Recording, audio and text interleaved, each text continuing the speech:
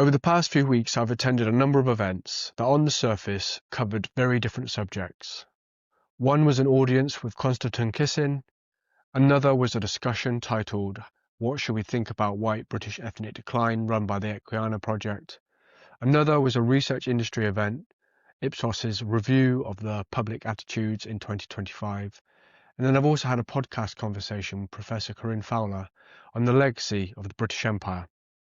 What struck me is that all of these events, despite their differences, were circling the same large questions. How is Britain changing? What forces are driving that change? And perhaps most importantly, do people feel that the change is moving in a direction that they understand or trust?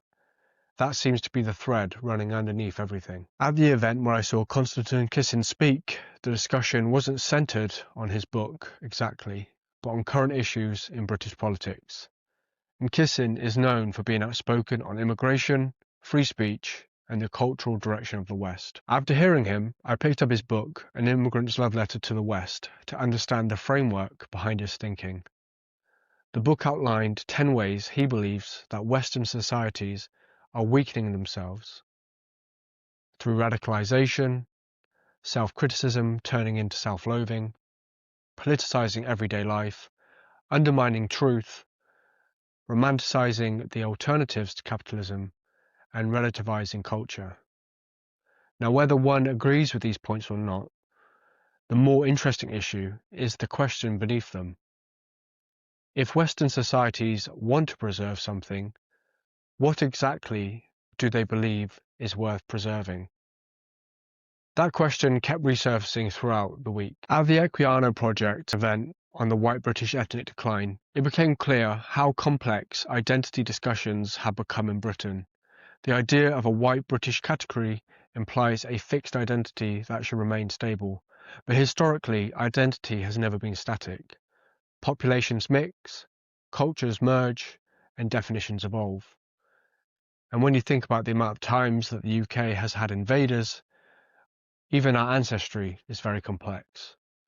So the more substantive question isn't whether ethnic proportions are shifting, because of course they are. The real question is, what aspects of national identity should remain stable, even as the population becomes more mixed? This led into a broader tension that I think Britain has not resolved. Britain is attempting something that is not straightforward, being multicultural and nationalistic simultaneously. Brexit revealed this tension sharply. People expressed a desire for clearer boundaries, greater sovereignty, and more say over national direction. This wasn't necessarily about rejecting diversity. For many, it was about regaining agency. But the political and cultural elites largely dismissed this sentiment. That didn't make the feeling disappear. It simply delayed dealing with it. So today, that same unresolved energy is resurfacing and is increasingly being shaped not just by domestic actors, but by foreign governments, external influencers, and global corporations that see British public opinion as something that can be steered. Add to this the proposals for digital IDs, which for many people symbolises a shift from leadership towards management. The sense that governance is becoming more about administration than representation. All of this contributes to a growing perception that national identity is no longer shaped by the public, but is being shaped for them. In my conversation with Corinne Fowler, we explored how modern Britain's diversity is rooted directly in its imperial history. Britain built global networks that moved goods, ideas, and people across continents. Those networks created deep and lasting connections. So when Britain today grapples with multiculturalism, it is in part confronting the consequences of its own historical actions. This context doesn't resolve today's identity anxieties, but it does help explain why Britain looks the way it does. The current immigration debate is shaped more by its pace and management. Many communities aren't reacting to diversity itself, but to how quickly things are changing and how little control they feel over the process. Irregular migration adds another layer. Local authorities are under pressure without clear plans or resources. Yet there is also a human dimension. Many people arriving are escaping conflict, instability, or seeking family reunification. Both realities exist at the same time. At the Ipsos event, the data confirmed something that many people sense intuitively. Trust in institutions is low, confidence in the economy is weak, and a majority believe that culture is changing too quickly, and Britain feels more divided today than it did a decade ago. Without a shared narrative or clear direction, even normal levels of change can feel destabilizing. Another revealing moment came during the panel discussion on technology, where a speaker from Google, an organization central to the development of AI, struggled to articulate what the future shaped by AI will actually look like. There were references to driverless cars, Waymo coming to London next year, but there were also discussions about how universities were potentially going to become redundant. And then the question, what should I teach my child? And the answer, teach them how to use AI. But these were descriptions, not explanations. They outlined technological possibility without addressing whether these changes will meaningfully improve people's lives. For example, a driverless car may be efficient, but what does it mean for the livelihoods it replaces? If even the architects of technology cannot clearly explain its social impact, it is understandable that many people feel uneasy about it.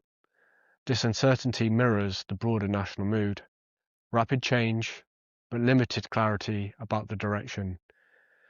Across all these conversations, I kept coming back to one simple image.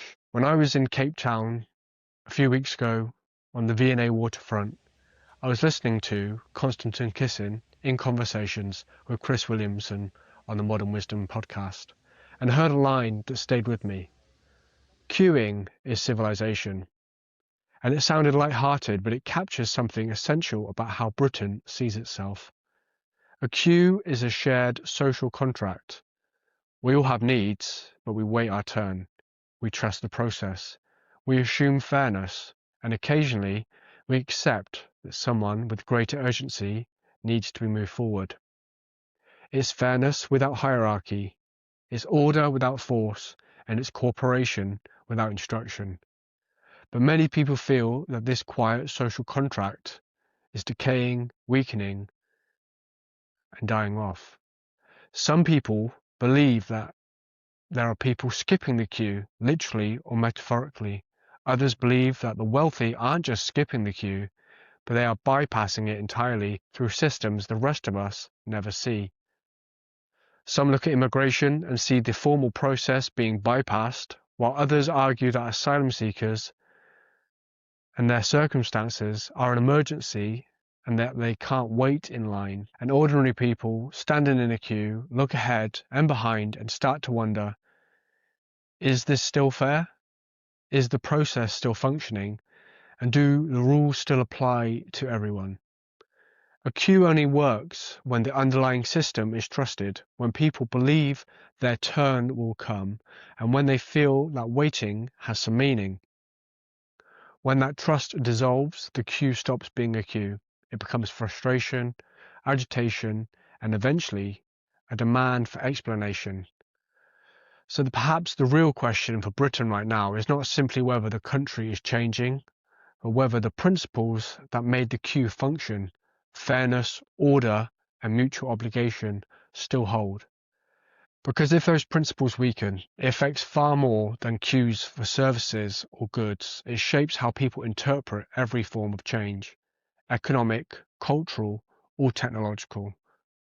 The queue only works when everyone believes they are in it together. And perhaps that's the challenge Britain now faces.